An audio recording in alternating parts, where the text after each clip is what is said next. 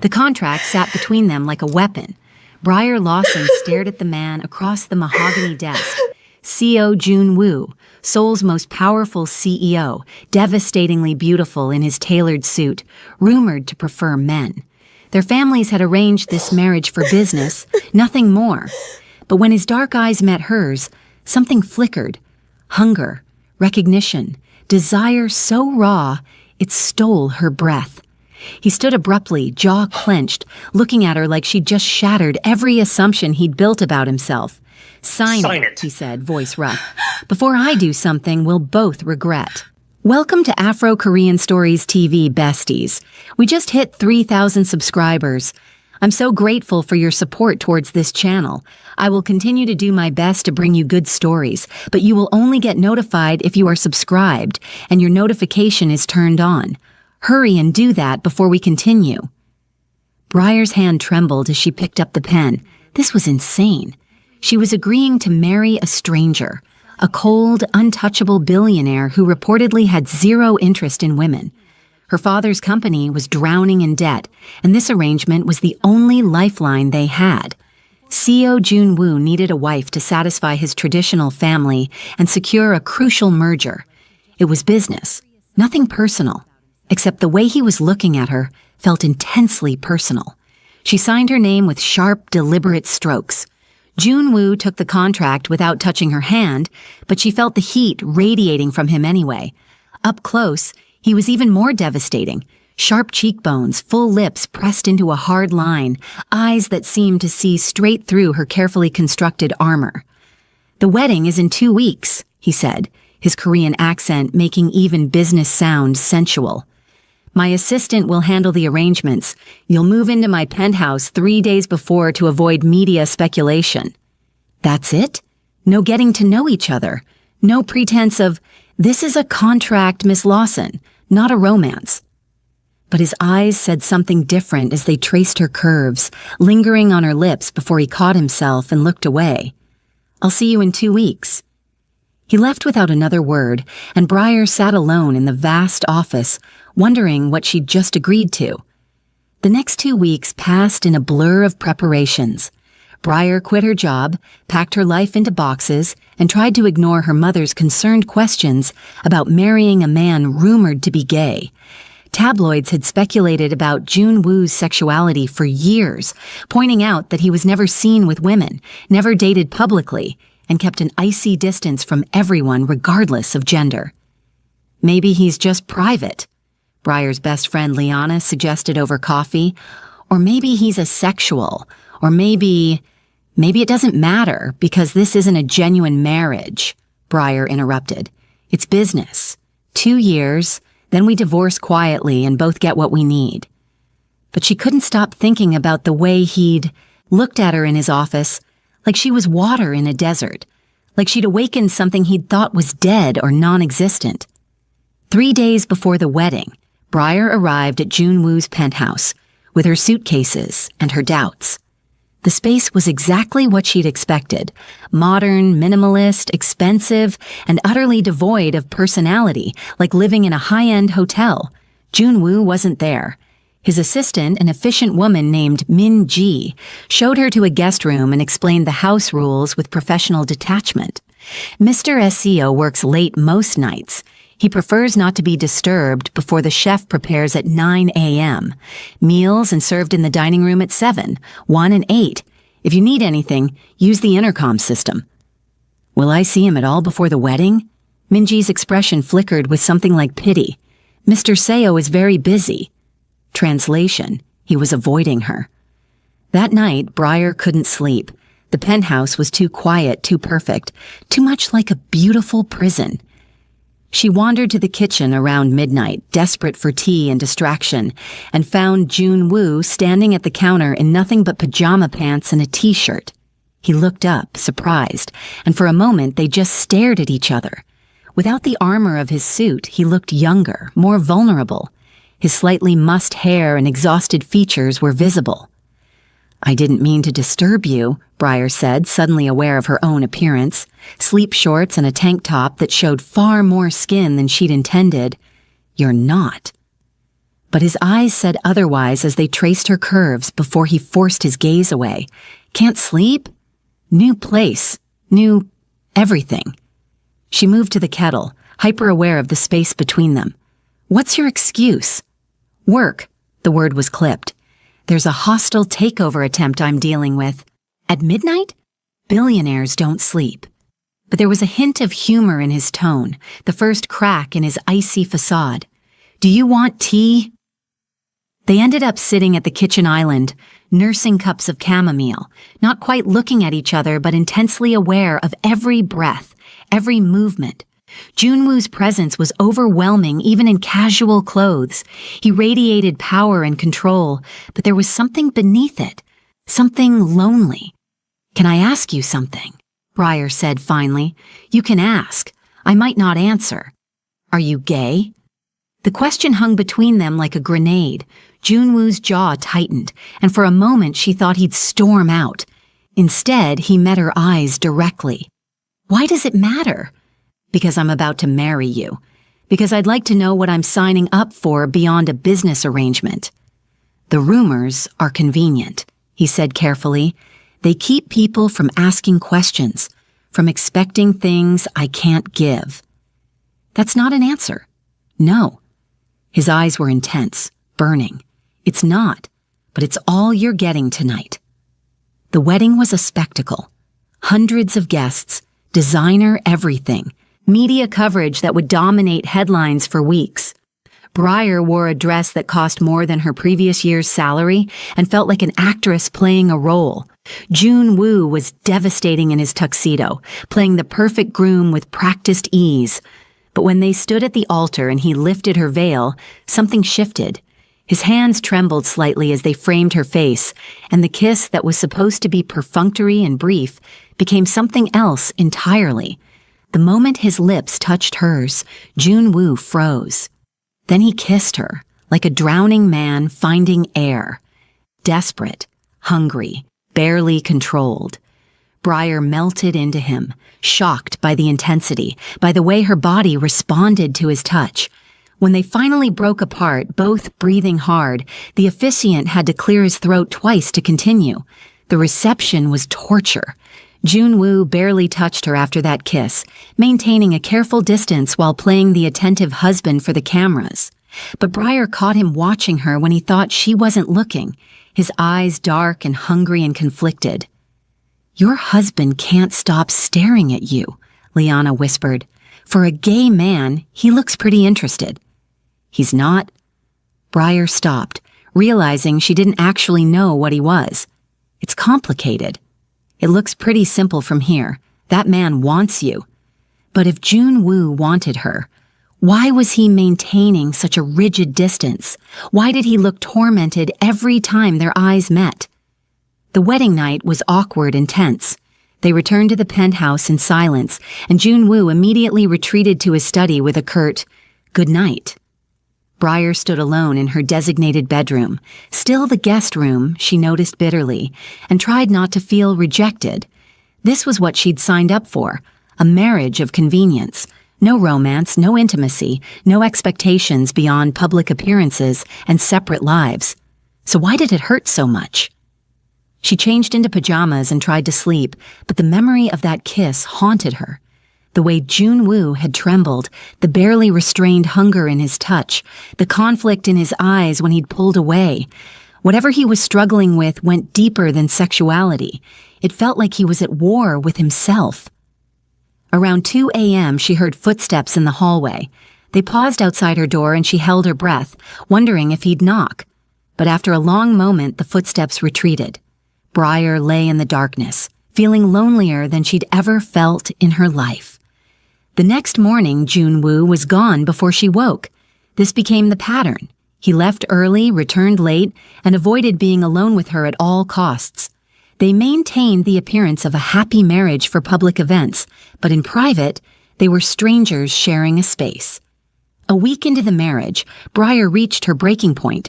She found Junwoo in his study around midnight, working as always, and didn't bother knocking. "We need to talk." He looked up, surprised by her tone.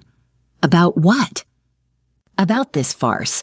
about the fact that we're married, but you treat me like I have the plague, about what the hell happened at our wedding that made you kiss me like that and then spend the next week avoiding me. Junwoo stood slowly, and something dangerous flickered in his expression. You want to talk about that kiss? Yes. Fine. He moved around the desk and Briar fought the urge to step back. That kiss was a mistake. It won't happen again. Why? Because this is a business arrangement. Because you deserve better than... He cut himself off, jaw clenched. Better than what? A husband who actually wants me? You think I don't want you? The question was raw, tortured. I've wanted you since the moment you walked into my office. I've spent every night for the past 3 weeks hard and aching because I can't stop thinking about your curves, your mouth, the way you look at me like you see past all my carefully constructed walls. Briar's breath caught. Then why? Because I don't know how to do this. The confession burst out of him. Because I've spent my entire life convinced I was incapable of this kind of desire. Because every relationship I've attempted ended with me feeling nothing, and everyone assumed I was gay or broken or defective. Then you appear, and suddenly I'm feeling everything, wanting everything, and I don't know how to handle it. The confession hung between them like a live wire. Briar stared at him, seeing vulnerability beneath the cold CEO facade for the first time. This powerful man was terrified, not of her, but of what she made him feel. You're not broken, she said softly. You don't know that. I know you kissed me like you were starving. I know you avoid me because you want me too much, not too little. I know. She stepped closer, bold despite her racing heart. I know I want you too. Junwoo's control snapped. He closed the distance between them, backing her against the wall with his body. Don't say that unless you mean it. I mean it. Briar reached up to cup his face, feeling the tension thrumming through him. I've spent a week thinking I married a man who couldn't want me. Finding out I was wrong is... He kissed her before she could finish. This kiss was different from their wedding, less desperate. More deliberate, but no less intense. His hands found her waist, pulling her curves against him, and he groaned at the contact. You have no idea, he murmured against her mouth, how much I've wanted to do this. Show me. They stumbled toward his bedroom in a tangle of reaching hands and shared breath. Junwoo worshipped her slowly, reverently, like she was something precious he'd been denied his entire life. Every touch was deliberate. Every kiss, meaningful. When they finally came together, it felt like something fundamental shifted. Two people finding a connection neither had thought possible. Afterwards, Junwoo held her like she might disappear, face buried in her neck, breathing. Hard. I've never felt this before, he admitted roughly. Never wanted someone this way. You've awakened something in me I didn't know existed. Briar stroked his hair, feeling utterly content. Good, because you've awakened something in me, too. The following morning, however, brought doubt. Briar woke alone again, the sheets beside her cold. Panic seized her chest. Had last night been a mistake in Junwoo's eyes? Would he regret letting his guard down? She found him in the kitchen, already dressed for work, expressionless mask firmly in place. When he saw her, something flickered in his eyes before he shut it down. Last night, he started. Was it a mistake? She finished, heart sinking. No, but it complicated things. How? Because this was supposed to be simple. Business. Now it's... He struggled for words. Now I can't stop thinking about you. Can't focus on work because I'm wondering what you're doing. Can't sleep because I want you in my bed. This isn't what I agreed to. Would you rather go back to avoiding each other? No. The word was immediate, honest. But I don't know how to do this, Briar. I don't know how to be a real husband. Then we'll figure it out together. He studied her for a long moment, then pulled her close, kissing her forehead. I have to go to Singapore for 3 days. Business that can't be delayed. When I get back, we'll talk. Really talk about what this marriage means. Promise? Promise. but 3 days became 5, then a week. Junwoo called occasionally with updates, his voice distant and professional. Briar tried not to feel abandoned, tried to focus on settling into her new life, but doubt crept in with each passing day. Had he changed his mind? Was he using the trip as an excuse to avoid dealing with their relationship? She was drowning in insecurity when Liana dragged her to a charity gala Junwoo's company was sponsoring. "You're his wife," Liana insisted. "You should be there." The gala was exactly what Briar expected. Seoul's elite, dripping in diamonds and judgment. She felt out of place despite her designer gown, hyper-aware of the whispers following her. Seo Junwoo's mysterious wife, the American nobody he'd married for unknown reasons. She was contemplating escape when a man approached, handsome, confident, with a smile that didn't quite reach his eyes. "Mrs. Seo, I'm Choi Tae-yoon, a business associate of your husband's. He didn't mention you'd be attending tonight." "He doesn't know. He's still in Singapore." "Ah." Something calculating entered Tae-yoon's expression. "Then you must be lonely, stuck in that penthouse all alone. Perhaps I could keep you company." "No." The word was cold, final, and came from directly behind Briar. She spun to find Junwoo standing there, still in his travel clothes, looking absolutely furious. When had he arrived? Junwoo, or leaving? He took her arm with barely controlled force, not even acknowledging Tae-yoon's stammered apology. Now. The drive back to the penthouse was tense and silent. Junwoo's jaw was clenched so tight that Briar could see the muscle jumping, his hands white-knuckled on the steering wheel. She'd never seen him this angry. "Are you going to tell me what that was about?" she finally asked. "Choi Tae-yoon is a snake who's been trying to undermine my company for years. Seeing him anywhere near you." He cut himself off, pulling into the penthouse garage with barely controlled aggression. Inside, he finally exploded. "What were you thinking going there alone? Do you have any idea how dangerous that was?" "Dangerous? It was a charity gala. It was a room full of people who would love to exploit any weakness I show. And you—" He stopped, breathing hard. "You're the biggest weakness I've ever had. I'm not some damsel who needs protecting. I know that." The words burst out of him, but watching him touch your arm, smile at you like he had any right, knowing I've been gone for a week, and you probably thought I was avoiding you again. He pushed both hands through his hair, looking tortured. I wanted to break his hands for daring to come near you. Briar's anger deflated, replaced by understanding. "You're jealous." Insanely. He pulled her close, forehead pressed to hers. "I cut my trip short because I couldn't stand being away from you anymore. I rushed to that gala the moment I landed because I knew you'd be there. And seeing another man trying to—" His arms tightened possessively. "You're mine, Briar. I know I have no right to feel that way after disappearing for a week, but I can't help it." "Then stop disappearing." She cupped his face, forcing him to look at her. "Stop running every time things get real between us. I'm your wife, Junwoo. Start acting like you want me to be." "I do want that." He kissed her desperately. "I want everything with you. It terrifies me how much." They made it to the bedroom this time, and what happened there erased any doubt about whether Junwoo wanted her. He showed her exactly how much, over and over, until they were both exhausted and satisfied and tangled together in the darkness. "I'm sorry," he murmured against her hair, "for disappearing, for making you doubt, for being terrible at this. You're learning. We both are. Stay with me tonight, in my bed. Always. Always," she agreed, and finally fell asleep feeling like she was exactly where she belonged. The next few weeks brought a tentative new normal. Junwoo still worked insane hours, but he came home to Briar every night, and they shared breakfast every morning.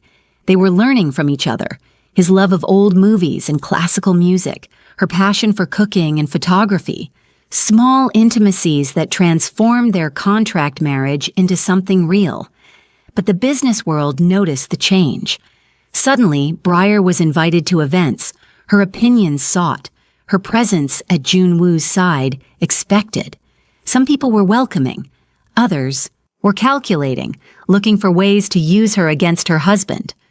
"You need to be careful," Junwoo warned after one particularly tense dinner party. "There are people who'd love to hurt me through you. I can handle myself, I know, but let me worry anyway." His protectiveness was endearing and occasionally suffocating. He had security follow her discreetly, called multiple times a day to check on her, and vetted everyone who came near her with suspicious intensity. Breyer understood why. In his world, love was leverage, and showing he cared about her made them both vulnerable. She just wished he'd trust her to be more than a potential liability. A month into their real marriage, everything changed. Breyer was working from home when Min-ji appeared, looking uncharacteristically shaken. "Mrs. Seo, there's been an accident. Mr. Seo's car was forced off the road. He's at Seoul Memorial Hospital." The world tilted. Breyer barely remembered the drive to the hospital, barely processed Min-ji's explanations about the hostile takeover attempt, about enemies who'd apparently decided violence was an acceptable business strategy. All she could think about was Junwoo hurt, bleeding, alone. She found him in a private room, arguing with doctors despite the bandages wrapping his ribs and the obvious pain carved into his features. "You need to rest," the doctor was saying. "I need to handle this situation before—" Junwoo stopped when he saw Breyer in the doorway. "You shouldn't be here." "Where else would I be?" She moved to his bedside, carefully avoiding his injuries. "You're hurt." "I'm fine. It looks worse than it is." Liar. But her hands were gentle as she touched his face, checking for damage. "What happened?" "Someone decided sending me a message was worth attempted murder." His jaw clenched. "They're going to regret it." The doctor cleared his throat. "Mr. Seo needs rest, no stress, no work for at least 3 days. "Impossible. I have a company to run and enemies to destroy." Breyer made an executive decision. "Everyone out, now." The medical staff fled quickly. Once alone, she turned to Junwoo with her arms crossed. "You're going to rest. You're going to let your very capable team handle business for 3 days, and you're going to stop pretending you're invincible." Breyer? "No, you don't get to almost die and then act like it's nothing." Her voice broke despite her best efforts. "I was terrified. I thought I'd lost you before we even had a real chance." Something in his expression softened. He pulled her carefully onto the bed beside him, wincing slightly at the movement. "I'm sorry. You're right. I'll rest." His arms came around her, holding tight. "But we need to talk about security. This attack wasn't random. Someone is targeting me, and by extension, targeting you." "What do you mean?" "I mean, whoever did this knows hurting you would destroy me. They'll come for you next." Junwoo was right. 3 days later, Breyer was leaving the penthouse for a lunch meeting when 2 men in masks grabbed her in the parking garage. She fought. Junwoo had insisted on self-defense lessons after the hospital, but they were stronger, prepared. The last thing she saw before darkness claimed her was her phone tumbling across the concrete, Junwoo's name still displayed from her last call. She woke in a concrete room that smelled of must and despair, hands zip-tied, head throbbing. 2 men stood guard, and through a window she could see they were in some kind of abandoned warehouse. "Finally awake," one said in Korean. "Good. Mr. Seo should be getting the video we sent by now. Let's see if his wife is worth him destroying his company." Terror spiked through her, but Breyer forced it down. Junwoo would come. She knew it with absolute certainty. She just had to survive until he arrived. Back at the penthouse, Junwoo stared at the video on his phone with absolute fury. Breyer was tied to a chair, frightened but defiant, while a distorted voice made demands. Give up the merger, step down as CEO, transfer controlling shares to their shell corporation, basically destroy everything he'd built. "Sir?" Min-ji stood in the doorway looking sick. "What do we do?" "Find her." His voice was empty of emotion, which was far more terrifying than rage.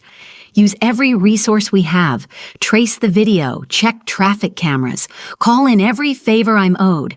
I don't care what it costs or who I have to threaten. And their demands? Stall them. Make them think I'm considering it. He was already pulling on his jacket, checking weapons with practiced efficiency that revealed he wasn't just a businessman. But I'm not giving them anything except their own deaths. This could start a war. It already has. Junwoo's eyes were black ice. They took my wife. They signed their death warrants the moment they touched her. It took 4 hours to find the location. 4 hours of Junwoo mobilizing resources most CEOs didn't have, calling in dangerous favors, revealing connections that proved his world wasn't as legitimate as it appeared. He'd spent years building a business empire, but he'd learned from his family's criminal roots. He knew how to fight dirty. He assembled a team of men who looked more like soldiers than corporate employees and planned the extraction with military precision. If she's hurt, he said quietly, loading his gun, everyone in that building dies screaming. The assault was swift and brutal. Junwoo's team hit the warehouse from multiple angles, and he cut through the resistance like a knife through silk. Nothing mattered except getting to Briar. He found her still tied to the chair, bruised but alive, and something in his chest cracked open. She looked up as he burst through the door, and relief flooded her features. I knew you'd come. Always. He cut through her bonds with trembling hands, checking for injuries. Did they hurt you? Nothing permanent. You came so fast. I would have torn Seoul apart to find you. He pulled her against him, burying his face in her hair. I would have destroyed my entire company, my reputation, everything I've built. None of it matters compared to you. The drive back was silent except for Briar's occasional sniffles. Adrenaline was wearing off, leaving exhaustion and residual fear. Junwoo held her hand the entire time, thumb stroking her knuckles, jaw clenched with barely restrained emotion. Back at the penthouse, he helped her shower gently, washing away the grime and fear with tender hands. Then he carried her to bed, despite her protests that she could walk, tucking her against his body like she might disappear.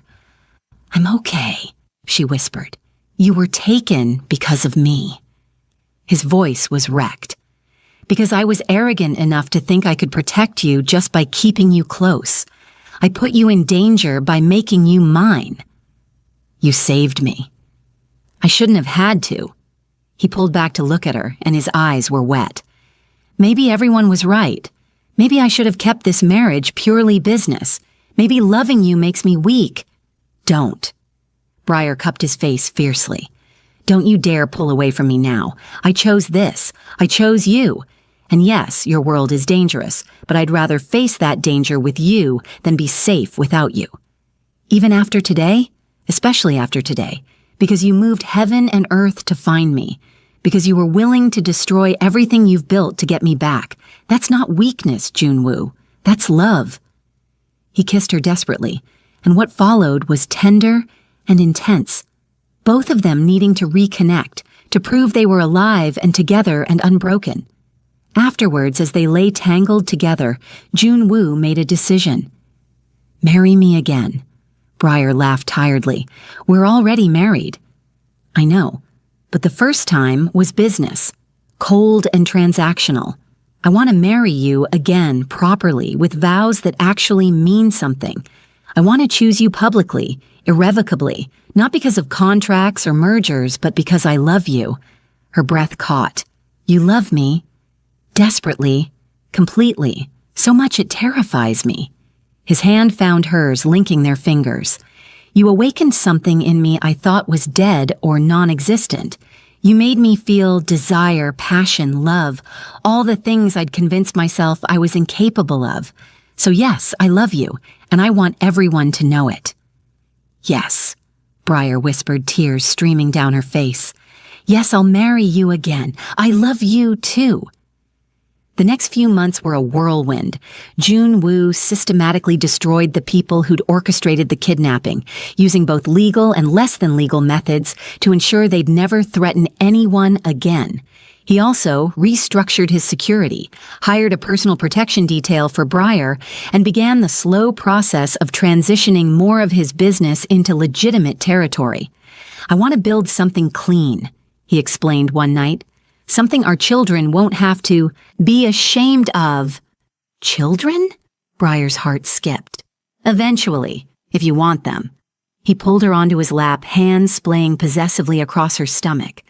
"I want everything with you. A real marriage, a family, a future that isn't dictated by business needs or family expectations. I want that too." They married again on a spring morning, with only close friends and family present. This ceremony was nothing like their first, intimate, emotional, full of vows that mattered. When Junwoo promised to love her forever, to choose her every day, to build a life worth living together, there wasn't a dry eye in attendance. "You're mine," he murmured against her lips when they kissed. "Completely and irrevocably mine." "And you're mine," Breyer replied. "No more doubts, no more wondering if you're capable of love. You've proven you are." The reception was joyful and intimate. Junwoo barely let her leave his side, constantly touching her, her hand, her waist, the small of her back, possessive and proud and utterly devoted. "He's different now," Minji commented to Liana. "Before Mrs. Seo, he was ice. Now he's human," Liana finished. "She made him human." 6 months later, Breyer stood in the bathroom staring at 2 pink lines that changed everything. She was pregnant. Joy and terror warred in her chest. They'd talked about children but hadn't been actively trying.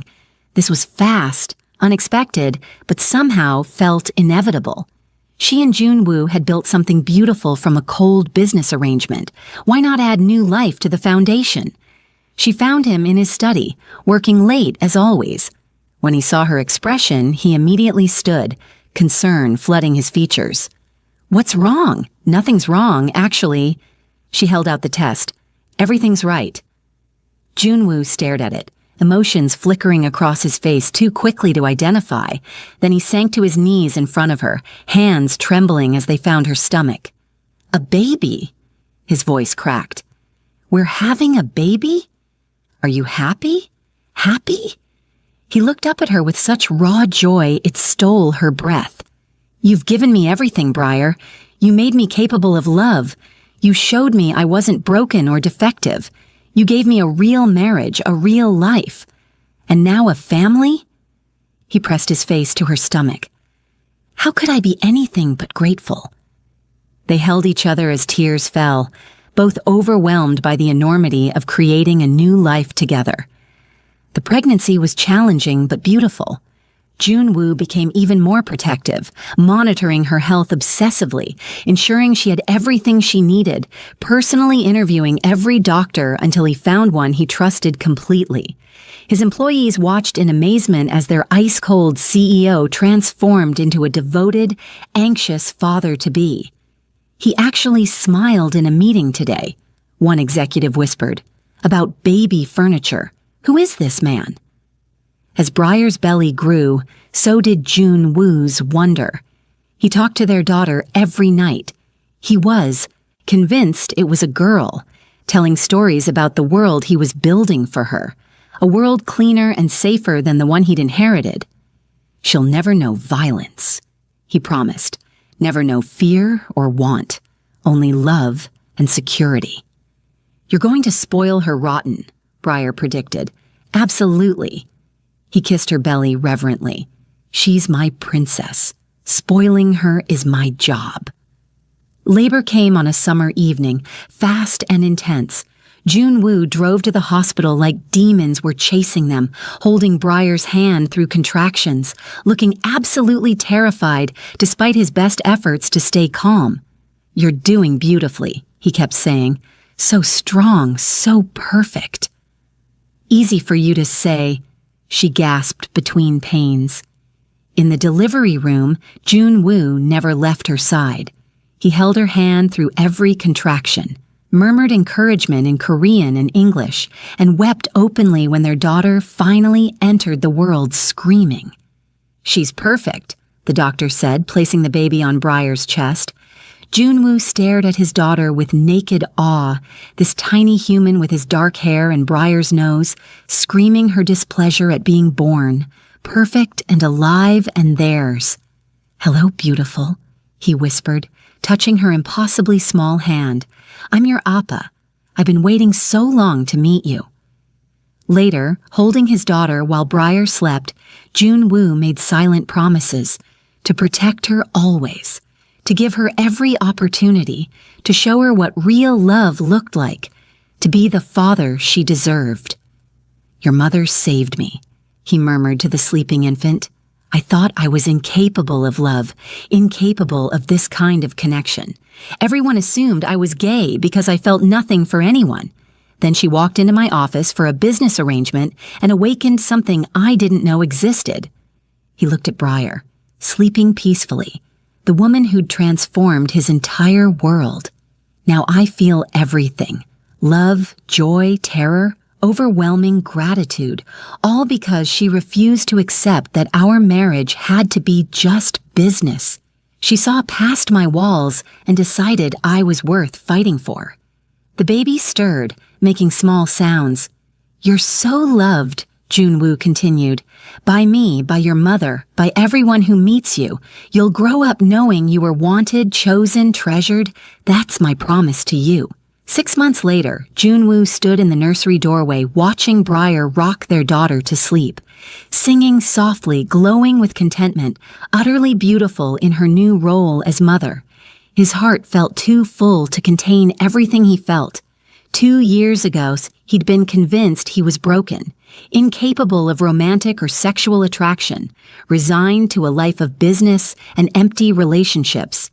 The gay rumors had been convenient.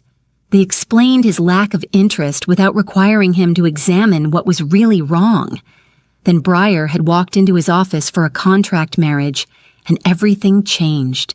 She'd awakened a desire he didn't know he possessed, made him question every assumption he'd built about himself, shown him that his, "All right, besties, that's the end of the season 1 of our story. Please stay tuned for the season 2. In the meantime, don't click off yet. Check out my MAFIA romance playlist. You will love it."